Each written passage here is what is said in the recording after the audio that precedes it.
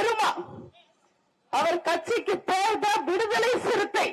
ஆனா நம்பர் 1 கொத்தடிமை. வேங்கை வயல், நாங்குநேரி, மானாமதுரை, கள்ளக்குறிச்சின்னு எங்க தலித் மக்கள் அடிபட்டு செத்தாலோ குடிச்சிட்டு செத்தாலோ திரும்ப வாயே திறக்க மாட்டாரு. சென்னையில இருக்கிற பிஜேபி கோல்டன் பீச் பொம்மை மாதிரி சைலண்ட் ஆயிடுவாரு.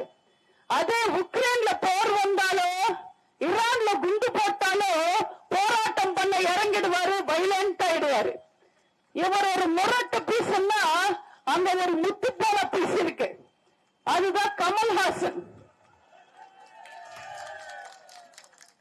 அவர் எதுக்காக அரசியலுக்கு வந்தாருன்னு யாருக்குமே தெரியல.